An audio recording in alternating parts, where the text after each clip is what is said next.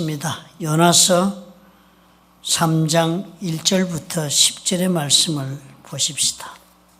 저와 한 절씩 교독하겠습니다.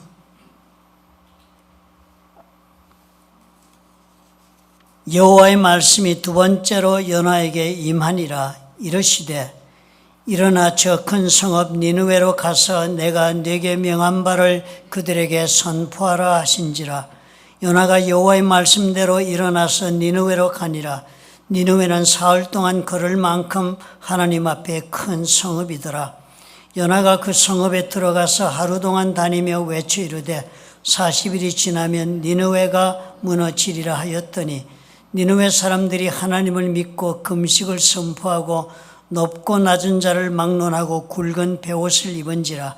그 일이 니느웨 왕에게 들림에 왕이 보좌에서 일어나 왕복을 벗고 굵은 베옷을 입고 제 위에 앉으니라.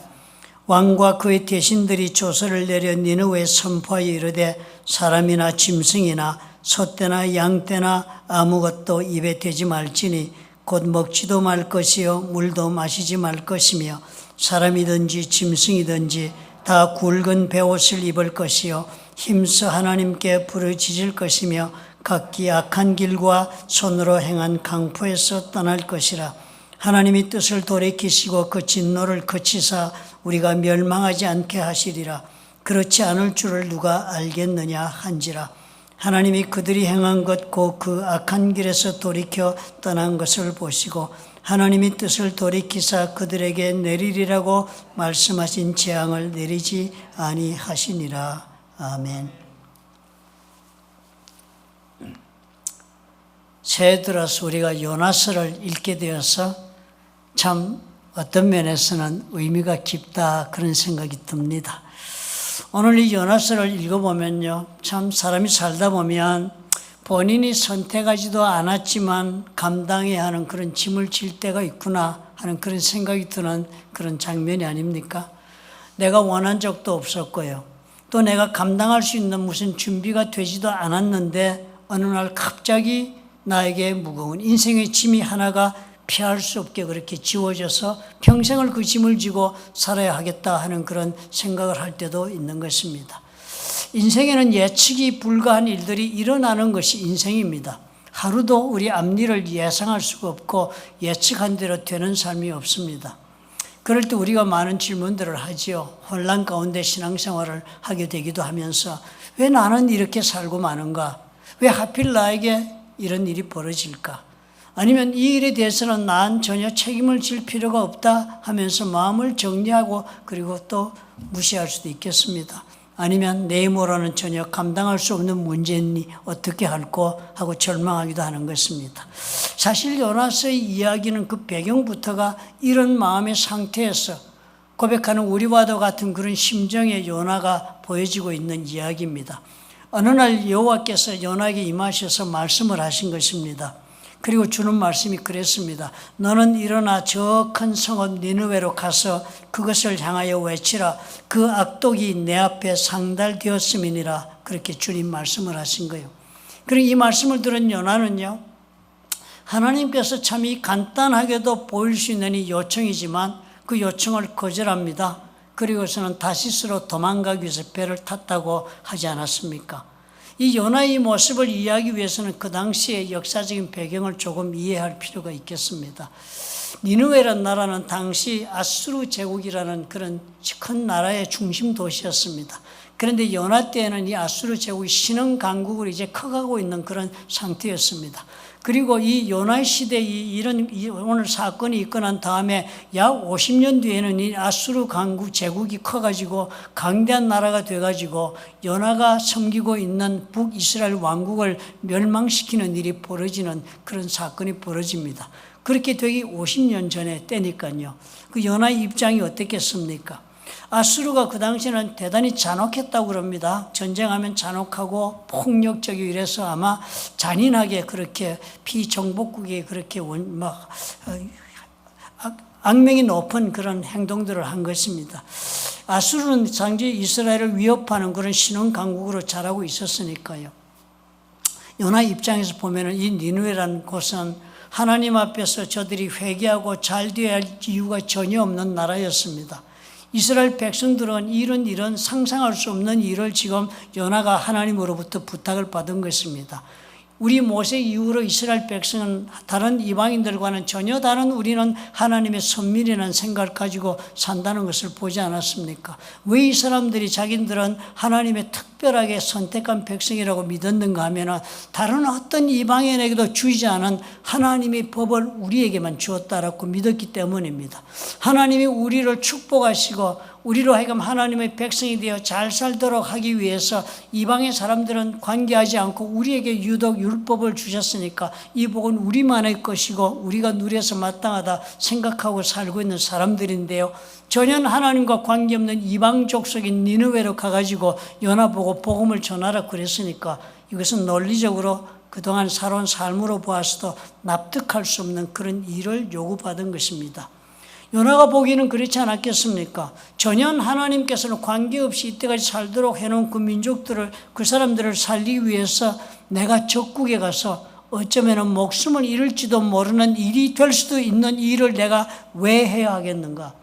또 이 가야 한 나라는 아수르 니느웨라는 곳은 적국인데 가서 그 사람들 잘 되게 하는 일이라면 이적 행위다. 우리 민족에 대한 배신이 된다 하는 그런 생각을 하지 않았겠습니까? 이 일을 이스라엘 하나님께서 자신에게 명령한다는 것은 도저히 수긍할 수가 없었습니다. 동의할 수 없는 일을 하나님이 무리하게 나에게 요구한다는 생각했을 것입니다. 그래서 요나는 분명히 본인 스스로 자기 합리화가 충분했습니다. 하나님의 이 명령은 거부해도 좋은 충분한 이유가 있다라고 판단을 했던 것입니다. 자신이 이제까지 살아온 가치관 그리고 윤리관 이런 것에 비추어 보았어도 부담을 느낄 필요가 전혀 없는 일이었습니다. 안 해도 되는 일이다. 그래서 요나는요 다시스로 가는 배를 그렇게 탈 수 있었던 것입니다. 그리고 요나는 어떻게 해요? 그 다음 보니까 전혀 예상하지 못했던 일들을 겪기 시작을 한 것입니다. 요나가 탔던 배가 풍랑을 만나고요. 풍랑이 잦아지지 않으니까 선원들이 제비를 뽑아보니까 요나 때문에 그렇다고 제비가 또 요나에게 당첨이 돼가지고 요나가 그들이 고백합니다. 날 바다에 던져라. 그러면 아마 해결될 것 같다. 내 생각에 하나님이 아마 풍랑을 주는 것 같아. 그렇게 고백하니까 선원들이 살고 싶어서 요나를 바다에 던졌습니다. 그랬더니요 물고기에게 요나가 먹혀버렸습니다. 그리고는 큰 물고기 뱃속에서 3일 밤낮을 갇혀 있었습니다. 그런데 오늘 본문을 보니까 어제 본문이군요. 오늘 본문을 보니까 요나가 물고기 뱃속에서 3일 밤낮 동안에 뭐 했겠습니까? 그곳에 갇혀 기도했다는 그 내용이 적혀 있는 것입니다.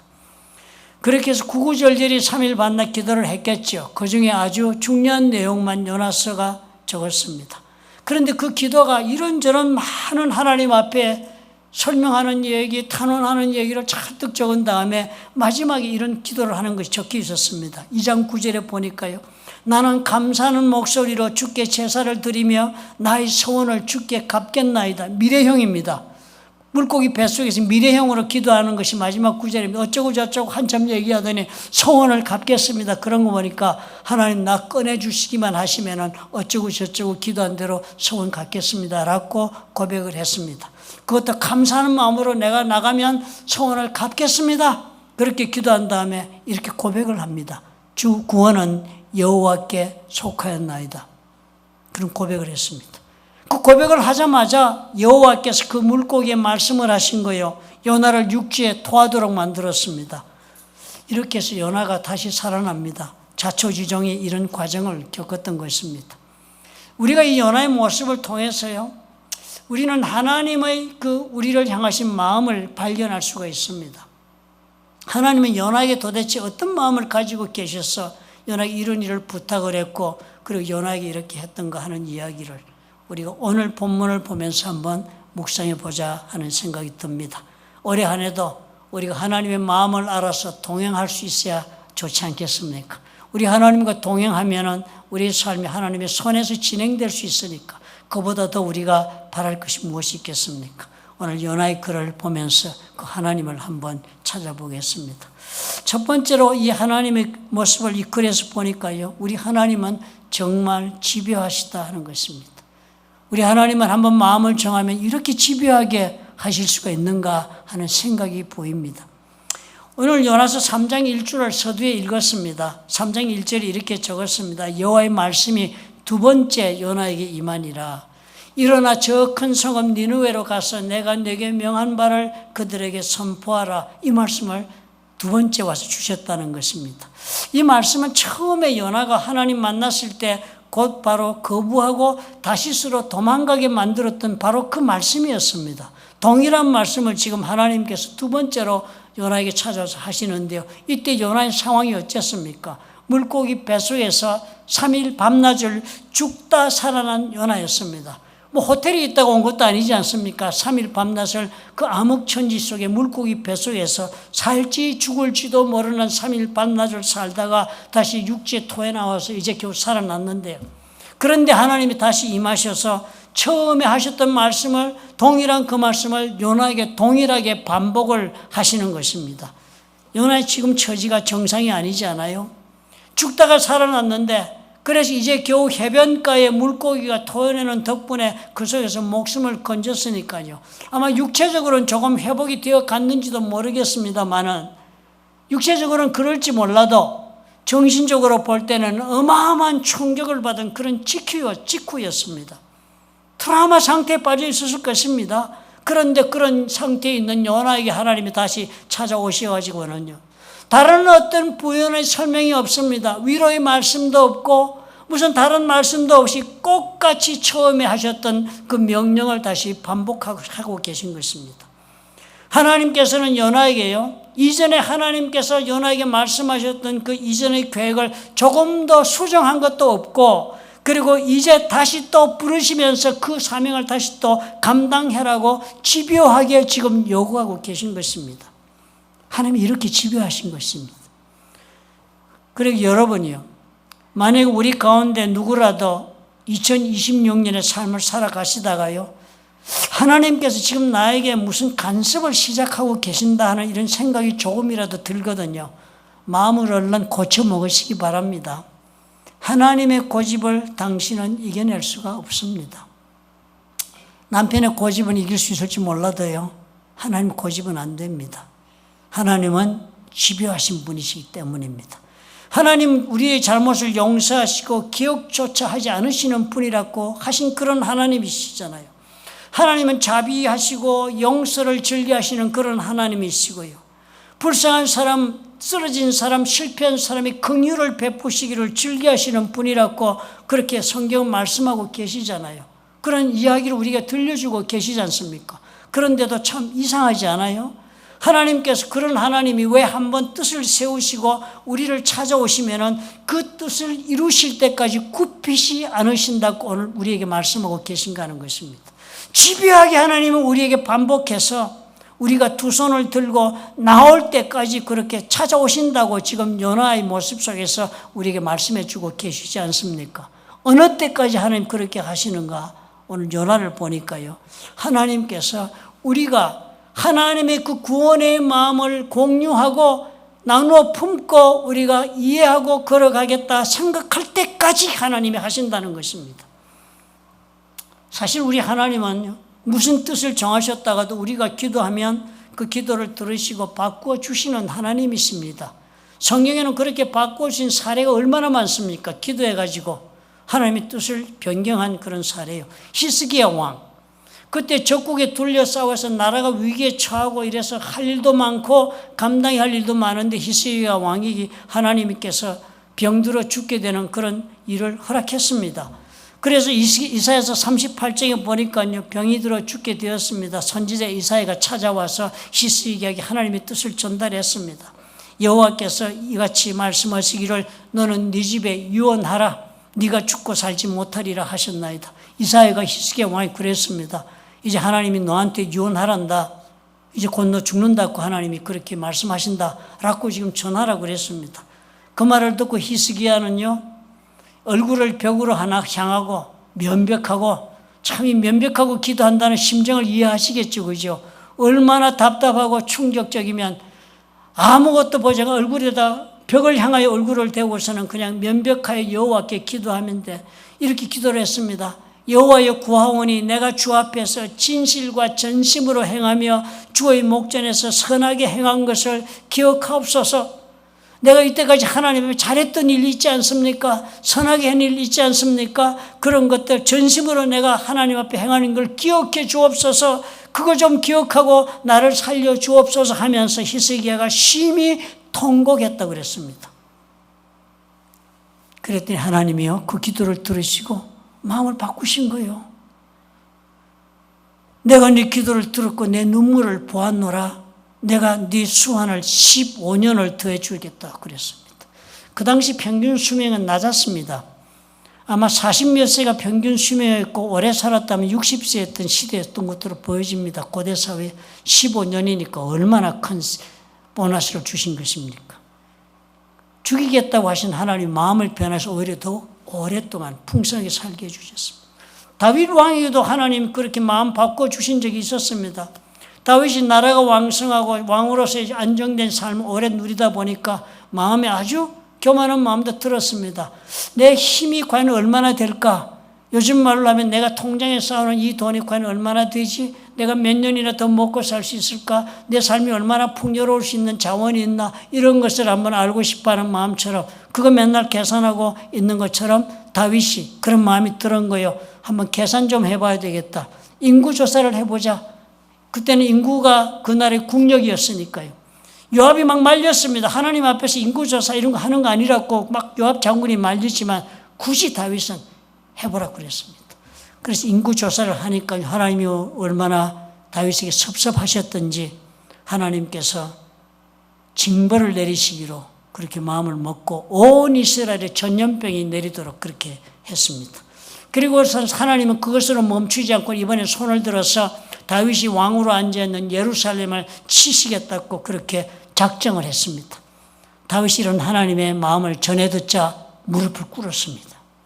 그걸 기도했어요. 그랬더니요 사무엘하 24장 16절에 하나님이 이렇게 마음을 바꾸시고 얘기한 것을 선지자가 전해왔습니다. 여호와께서 이 재앙 내림을 뉘우치사 백성을 멸하는 천사에게 이르시되 족하다. 이제 내 손을 거두라 그랬습니다. 다윗의 그 죄도 하나님께서 그냥 용서하시고 마음 돌이켜 주신 것입니다. 북왕국 이스라엘 이건 하나님의 정말 아주 하나님을 대적하는 우상을 섬기는 유다 민족이 나라가 나눠져 북쪽 왕국이 그러고 살았을 때입니다. 거기에 왕들은 다 하나님 앞에서 우상 섬기는 왕이었으니까 하나님이 기뻐하지 않는 왕들이 다 살았습니다. 그중에 아합 왕도 아내를 우상 섬기는 아내를 만나가지고 아합 왕 때 더불어서 바알과 아세라를 북왕국에 완전히 뿌리를 내리게 만든 그런 왕이었습니다. 그런 아합 왕인데 선지자를 통해 하나님이 심판하시겠다는 말을 하니까 아합이 형식적이었지만은 하나님이 두려우니까 옷을 찢고 금식을 했습니다. 그래서 하나님께서 그런 아합의 모습을 보고서는 집행을 유예하기로 마음을 바꾸셨습니다. 열왕기상 22장 1장에 이렇게 적었습니다. 아합이 내 앞에서 겸비함을 네가 보느냐? 선지자에게 엘리야에게 말을 합니다. 그러므로 그가 사는 날, 그 아합이 사는 동안에는 내가 재앙을 내리지 아니하고 그의 아들의 날에 내리겠다 하니 마음을 변경하고 아합 대신에 그 아들 때에 하나님께서 재앙을 내리겠다고 마음 바꾸셨습니다. 이런 하나님이시라고요. 우리가 배우는 하나님, 이런 하나님이셨잖아요. 우리가 아버지께 나가서 우리의 잘못을 회개하고 기도하면 얼마든지 우리를 위하여 우리의 기도를 들어주시는 하나님이라고 예수님도 가르쳐 주지 않았습니까? 그런 하나님이신데 왜 유독 오늘 이 요나서를 보니까 우리 하나님은 요나에게 집요하게 같은 말씀을 하고 그 뜻을 굽히지 않으실까 하는 것입니다. 요나 경우를 보면 이해가 됩니다. 하나님께서 3일 밤낮 동안을 요나를 물고기 뱃속에 있게 하시다가 요나가 이 말을 하는 것을 하나님께서 듣고 물고기로 하여금 토해내게 만드셨습니다. 요나의 마지막 기도가 이랬습니다. 나는 감사하는 목소리로 주께 제사를 드리며 나의 소원을 주께 갚겠나이다. 그러면서 요나가 마지막 고백을 합니다. 그 고백이 이랬습니다. 구원은 여호와께 속하였나이다. 영어로는요, salvation comes from God 그렇게 번역을 했습니다. 그러자 하나님께서요, 요나 3장 10절에 이렇게 했습니다. 그 말을 들으시고서 하나님께서 여호와께서 그 물고기에게 말씀하시매 요나가 육지에 토하니라 그랬습니다. 요나는 하나님께서 니느웨를 구원할 수 있도록 가서 말씀을 전하라는 그 마음을 이해할 수가 없었기 때문에 피해 가다가 물고기 뱃속까지 온 것입니다. 그래서 하나님의 당부를 거부하고 도망가는 용기 있는 그런 사람이 되었던 것이었습니다. 그런데요, 물고기 뱃속에서 3일 밤낮을 지나면서 요나가 배우게 되고 깨닫게 되고 이해한 것이 생긴 것입니다. 기도하는 가운데 구원의 문제는 하나님께 속한 것이구나. 그러므로 내 생각으로 니느웨가 구원받을 수 있다 없다 된다 안 된다 하고 판단하고 결정하는 것이 아니구나 하는 것을 요나가 깨달았던 것입니다. 그래서 이제는 두 번째, 이제 하나님이 그렇게 경황 없는 상태인데도 두 번째 이제 하나님이 와서 같은 말씀을 하시니까 요나는 주저하지 않습니다. 성경은 절기로 요나는 여호와의 말씀대로 일어났다고 그랬습니다. 말씀 듣고 일어나서는 니느웨로 갔다고 그랬습니다. 행동으로 바로 옮긴 것입니다. 하나님은 구원의 계획을 이루시는 문제에 있어서만은 양보하심이 없다는 것을 요나가 배웠기 때문에 더 주저할 수가 없었던 것입니다. 이 하나님의 마음은요, 예수님의 말씀에서도 그 마음이 그대로 드러나고 있는 것을 우리가 성경을 통해서 배운 것이 있습니다. 여러분, 예수님 비유 말씀 많이 하셨죠. 그런데 다 비유 말씀 하신 것 중에 특별히 어느 한 번은요, 3종 세트로 동일한 비유를 다른 모습으로 한 가지 내용을 3가지 비유로 3종 세트로 얘기한 적이 있습니다. 그 아버지 강조하기 위해서 그러셨지 않았겠습니까? 누가복음 15장에 그 3가지 비유가 세트로 나옵니다. 여러분 잘 아시는 첫째 비유가 잃어버린 양 한 마리에 대한 말씀입니다. 양 100마리를 가진 주인이 한 마리를 잃어버리면 그 99마리를 놔준 채 잃어버린 한 마리를 찾으러 나간다는 것입니다. 이거 말도 안 되는 일이지 않습니까? 그렇죠? 99마리를 들판에 놔두고 그 목자가 그 99마리를 안 지키고 그 한 마리 잊어버린 걸 찾아서 나간다는 거, 놔두고 간다는 겁니다. 그리고서는 그 찾아가가지고 99마리를 들에 두고 그 이런 것을 찾아내기까지 찾아다니지 아니하겠느냐. 예수님 그렇게 말씀합니다. 찾을 때까지 댕긴다는 거예요. 하루가 걸리든 이틀이 걸리든. 그 한 마리가 어디로 갔는지도 모르니까 찾을 때까지 그래가지고 결국 찾아내면, 집요하게 끝까지 찾아내면 그 다음에 주님이 말씀을 이렇게 비유를 했어요. 즐거워 어깨에 메고 집에 와서 그 벗과 이웃을 불러 모으고 말하되 나와 함께 즐기자, 나 이런 양을 찾아내었노라 한다는 것입니다. 이게 무슨 잔치까지 할 일인가 싶지 않습니까? 그 한 마리 잘못된 양과 찾아고 99마리 위기에 빠뜨리고 그렇게 해놓고서 한 마리 찾아왔는데 뭐 그게 그렇게 기뻐서 잔치까지 할 일인가 싶습니다. 그런데 성경은요, 주인이 왜 기뻐서 잔치하고 있는지 그 이유를 이렇게 설명합니다. 누가복음 15장 7절에 적었어요. 내가 너에게 이르노니 이와 같이, 지금 잃어버린 양 찾아 막 기뻐하고 잔치하는 것처럼 이와 같이 죄인 한 사람이 회개하면 하늘에서는 회개할 것 없는 의인 99으로 말미암아 기뻐하는 것보다 더하다. 놀라운 말씀 하시잖아요. 여기 죄인이란 말은 누구 뭐 살인죄 짓고 뭐 이런 죄인이란 뜻보다 하나님을 모르는 사람을 말합니다. 하나님을 모르는 사람 한 사람이 회개하면 이만큼 기쁜 일이라는 거예요. 영혼을 구원하는 것에 대한 하나님의 마음을 그대로 여실히 드러내주는 그런 비유의 말씀이지 않습니까? 두 번째 비유는 잃었다가 찾았던 은화 1드라크마에 관한 비유입니다. 어떤 여자가 10드라크마가 있었다고 합니다. 드라크마는 그리스의 은화고요. 데나리오는 로마의 은화입니다. 같은 가치가 있습니다. 하루의 노동자 하루 품삯 정도에 해당합니다. 그러니까 10드라크마 중에 있었는데 그 하나를 어떻게 땅바닥에 떨어뜨려서 잊어버렸습니다. 옛날에 지금처럼 주택 사정이 좋지 않으니까 바닥에 못 떨어뜨리면 찾기 어렵습니다. 조명도 나쁘고 이러니까. 그러니까 등불을 켜고서 이 여자가요, 집을 쓸면서 이 동전 하나를 찾으려고 부지런히 바닥을 찾을 때까지 그렇게 했다 합니다. 그리고 찾고 나서 이 여자가 이런 말 하는 거예요. 벗과 이웃을 불러 모으고 말을 합니다. 나와 함께 즐기자, 이런 드라크마를 찾아내었노라 하더라는 겁니다. 그 기뻐하는 이유가 무엇인가 또 이렇게 설명해요. 왜 이렇게 은화 하나 찾아가 기뻐하겠느냐? 내가 너에게 이르노니 이와 같이 죄인 한 사람이 회개하면 하나님의 사자들 앞에 기쁨이 된다. 그랬습니다. 세 번째 비유는 돌아온 탕자의 비유입니다. 아버지에게 유산을 먼저 달라고 그랬습니다. 뭐 세상에 이런 자식이 어디 있습니까? 아버지가 눈이 볼겋게 살아있는데 와서 유산 그 아버지 내 목부터 주세요. 그러면 요즘 아버지 같으면 그 아들하고 연을 끊지 않겠습니까? 그렇게 받아서는 갔습니다. 아들이. 그 돈 가지고 자기는 무슨 벤처 하러 세상에 나갔겠죠. 쫄딱 망해가지고 폐가 망신하고 탕진하고 방탕한 생활을 하다가 돈 다 쓰고 그러고 아버지 앞에 돌아왔습니다. 그렇게 돌아온 아들인데요. 그런 탕자를 아버지가 환영하며 잔치를 벌였습니다. 그 아들 오니까 너무 반가워하면서 아들에게 가락지도 끼우고 새 옷도 입히고 새 신발 시키고 살찐 송아지를 잡고 온 사람들을 불러 모아가지고 잔치를 막 벌였습니다. 그 집에는 충성되게 섬기는 큰아들이 있었거든요. 이게 무슨 일이야? 물어봤더니 그 동생이 지금 살아왔다고 아버지가 잔치를 벌린다 그러니까 형이 얼마나 마음이 화가 났겠습니까? 나는 충성되게 이래도 나를 위해서 이렇게 잔치한 적은 없는데 이 탕진하고 돌아온 못된 동생을 놓고서 이렇게 하나님 우리 아버지가 이럴 수가 있느냐 그랬습니다. 그래가지고 아버지 앞에 불평을 했습니다. 그랬더니 아버지가 이래요. 얘야 너는 항상 나와 함께 있으니 네 것이 내 것이다. 네 것이 아니냐. 네 동생은 죽었다가 살아났어. 그래서 내가 잃었다가 다시 얻은 아들이기 때문에 우리가 즐거워하고 기뻐하는 것이 마땅하다 그런 것입니다. 뭐라고 말씀하고 계세요? 이 세상에 아버지를 떠나서 걔가 어디 죽었습니까? 세상에 나가 잘 살다가 왔는데요. 아버지의 품을 떠나서 아버지를 부인하고 떠난 사람은 어떻게 아버지 마음에는요. 그런 자식은 죽은 자식이나 마찬가지 그렇게 여겨지겠습니다. 우리도 자식이 아마 집을 버리고 나가 어디 간지 모르면 죽은 자식처럼 생각하게 되겠죠. 하나님을 모르는 사람은 이런 사람이라는 거요.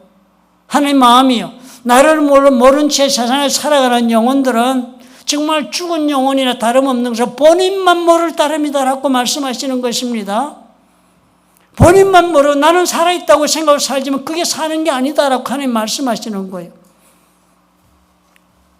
자기가 처한 환경 속에 태어난 때부터 살고 있으면요. 그것이 자기 세계가 당연하고 자연스럽다고 생각하지 않아요? 우리가 짐승도 우리에 가둬서 키우면 그 우리를 풀어줘도 나가서 도망가지 않습니다. 어릴 때 새도 세상에만 키우다가 나이가 많이 들은 새를 그다음 풀어놓다가 새가 도망가지 않습니다. 곳에만 머뭅니다. 그것이 자기 세계인 줄 알고 그것이 당연한 줄 알고 하나님 지금 그 말씀 하시는 거예요. 나를 떠나 사는 사람, 나를 모르는 사람은 그것이 자기 인생인 줄 알고 살지만 그 사람은 전혀 자기 인생이 어떤 인생을 살게 만들어졌는지를 모르고 사는 사람이니까 죽은 자나 다름없다. 그래서 기쁘다 하는 거예요. 이토록 하나님은 어떻게 해요? 집요하게 하나님을 모르는 영혼들을 다시 하나님께로 돌리시고자 하는 그런 마음을 품고 계신 것을 예수님이 지금 설명하고 계신 것입니다. 요나가요, 이 하나님의 마음을 배운 후에 그래서 그 하나님 뜻에 순종을 하게 된 것입니다. 하나님은 잃어버린 영혼을 구원하는 일뿐만 아닙니다. 구원받은 우리, 구원이라는 단어가 뭐 복잡하고 이상한 단어 같으면 우리 삶에 그런 단어 안 쓰니까 다른 말로 표현하면 하나님을 모르던 사람이 하나님을 알고 난 다음에 하나님과 함께 살기로 결단한 사람들, 그런 믿음을 가지고 사는 사람이 구원받은 사람입니다. 그렇게 사는 사람이 우리들입니다. 그런데 그래서 우리들은 다 일이 끝난 사람들이 아닙니다. 말씀을 보니까요. 그런 우리들의 하나여서도 향하는 하나님은 구원의 마음을 품고 계셨다고 사도 바울이 빌립보서에서 이렇게 말씀하는 놀라운 구절이 나옵니다. 그러므로 나의 사랑하는 자들아, 너희가 나 있을 때뿐 아니라 더욱 지금 나 없을 때에도 항상 복종하여 두렵고 떨림으로 너희 구원을 이루라. 빌립보서 2장에 적혀 있습니다. 빌립보란 도시에 사도 바울이 교회를 개척했습니다. 그래서 성도들이 예수 믿고 잘 살고 있는데요.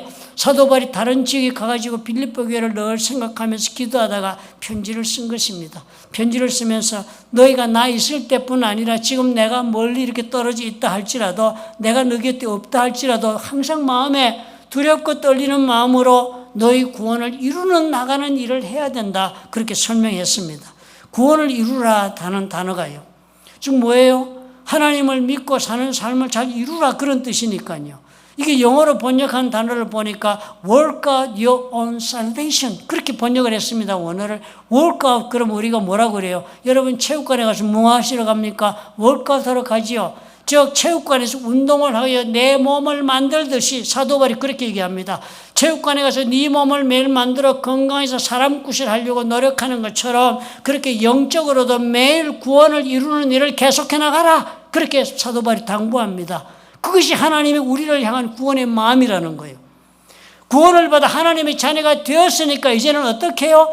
더욱더 그 구원받은 그 구원을 완성시켜 나가라. 즉 하나님의 자녀답게 살아나가는 모습이 발전되도록 노력해 가라라고 당부하는 말씀인 것입니다.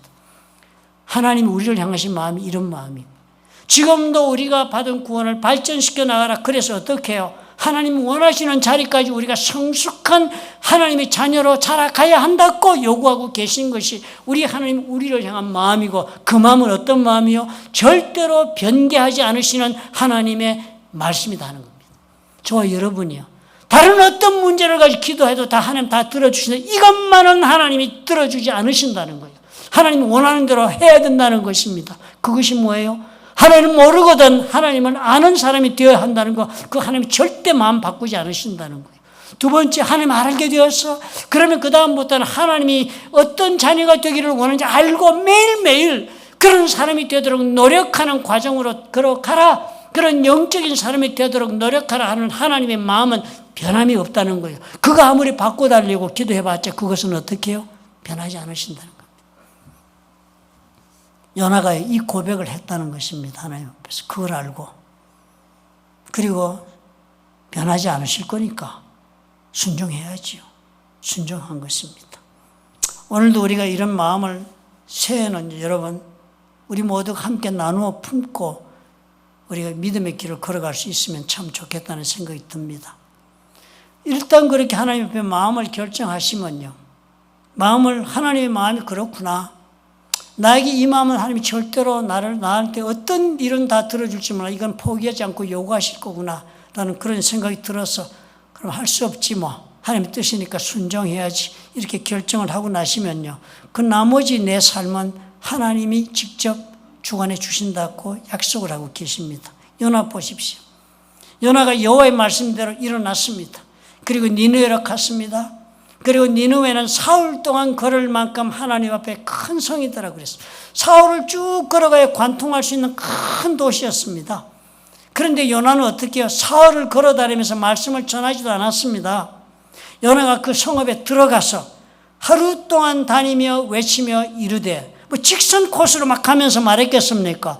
일단 들어갔으니까 동네에서 말하니까 일부분이었습니다. 하루 말하다 보니까 시간이 다 갔습니다. 그 하루 동안 한 말이 뭐예요? 40일이 지나면 니느웨가 무너진다. 하나님 심판하실 그 말만 했습니다. 그 말을 듣고는요, 온 나라가 회개하기 시작했습니다. 사흘 길을 걸어가는 성읍에 들어갔는데요, 첫날 하루 일 시작을 했는데 요나가 말씀을 전했는데요, 더 걸어다니면서 전할 것도 없이 되어버린 내용을 오늘 우리가 읽었습니다. 왕의 명령으로 온 국민들이 삼배옷을 입고 회개하는 자리에 나가서 금식하고 하나님의 마음을 우리가 공유하게 되고요, 그리고 하나님께서 우리를 향하여 가진 그 마음에, 혹은 또 그래서 우리에게 말씀하시는 그 말씀에 내가 순종하겠다 하라시니까 이 일은 해야겠다라고 생각하면요, 나머지 나를 향하신 하나님의 계획은요, 직접 하나님께서 알아서 진행해 가시는 것을 요나를 통해 우리에게 알려주고 계신 것입니다. 올해 한 해 여러분, 복잡한 생각을 가지고 인생을 경영해서 아름다운 한 해를 살겠다고 생각하고 계신 것이 있다면 다 내려놓으시기 바랍니다. 우리의 손으로 지난 해를 돌아보아도 계획했던 것을 얼마나 이루고 살았습니까? 생각했던 대로 되지 않는 것이 인생이라고 우리가 스스로 말하는 지혜가 있는 사람들이 아닙니까? 2026년은 그러면 생각한 대로 될 것이 뭐 하나라도 있겠습니까? 하나님의 뜻이 이루어지는 한 해가 되게 하셔야 되지 않겠습니까? 그러면 올해는요, 하나님의 마음을 내가 조금이라도 이해해보자. 하나님의 마음을 내가 조금이라도 공유해보자. 같이 마음을 품어보자. 그러면 어떻게 해요? 하나님께서 나의 삶에 계획을 전개하시겠다 하시니까요. 잃어버린 영혼을 생각한다는 것이 복잡한 것이 아닙니다. 하나님께서 생각하고 있는 생각과 같이 마음을 나누어 품고 그 같은 일을 우리가 동참하겠다는 것과 똑같은 것이 되는 것입니다. 올해 안에 내 힘으로 투쟁하며 살려면 하나님과 마음 같이 안 해도 되겠습니다. 내 힘으로 혼자 투쟁하며 살겠다면. 그러나 그렇지 않고 하나님의 도우심이 필요하다는 그런 기대가 있고 소원이 있다면 하나님과 함께하는 한 해를 살기 위해서 하나님 앞에 지극히 간단한 비결입니다. 하나님의 마음을 나도 나누어 품고 수용하고 걸어가 보는 것입니다. 구원을 이루기 원하시는 하나님의 뜻이 예수님을 알지 못하고 하나님을 알지 못하는 사람에게, 그리고 또 하나님을 안다고 생각하는 우리 모두에게도 그 마음대로 순종하는 그런 선택이 일어나기만 한다면 하나님께서 역사하시면서 우리 삶 나머지 모든 것을 주님께서 이루어 나가실 것입니다. 여러분께서 그런 하나님의 마음을 품고 시작하셔서 하나님의 뜻 가운데 많은 열매를 이루시는 그런 복된 한 해가 되시기를 예수님의 이름으로 축원합니다. 믿으시면 아멘 하시기 바랍니다. 기도하겠습니다. 우리 오늘은 조용히 묵상하시면서 하나님 앞에 마음을 들여보시기 바랍니다. 어렵고 힘든 일도 아닙니다. 우리 주님이 나에게 당부하시는 것은 구원을 이루라. 우리 하나님의 자녀답게 살아가도록 매일매일 영적 훈련을 해보라 말씀하시는 간단한 말씀입니다. 그러면 우리 주님께서 감당해 주시겠답니다. 주님이 나를 향하여 가지고 계신 계획을 다 이루어 주시겠답니다. 우리 하나님 앞에 마음을 들이십시다. 주님의 마음을 생각하면서 결단하겠습니다.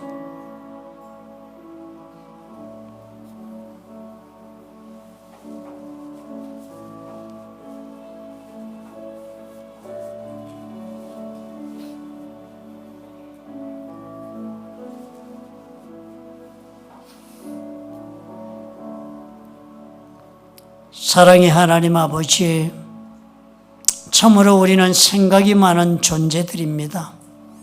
나의 의견이 있고 또 사랑하는 사람의 의견도 있고 내가 사랑하는 사람을 향한 나의 뜻도 있고, 그래서 우리는 많은 생각 속에 우리 삶을 계획하고 또 경영하고자 애를 씁니다. 아버지, 오늘 이 시간에 우리 요나의 삶을 보면서 우리가 한 가지를 깨달았습니다. 하나님은 이 모든 것 가운데 우리 기도를 다 들으시면서 허락하시면서도 불구하고 하나님의 자녀가 되어 살아가는 이 구원의 삶을 이루는 일은 양보가 없다 하시는 것을 배웠으니 우리의 마음을 내려놓고 선택하고 순종할 수 있도록 도와주옵소서. 더 이상 고집 피우지 말게 하시고 하나님이 원하시는 모습으로 내가 동행하며 하나님의 뜻을 나도 나누어 품고 영혼을 구원하고 내 자신의 삶을 구원을 이루는 일에 초점을 맞추고 걸어가겠다고 마음에 결단하는 우리가 될 수 있도록 축복해 주시옵소서. 주신 은혜 감사하고 예수님 이름으로 기도합나이다. 아멘.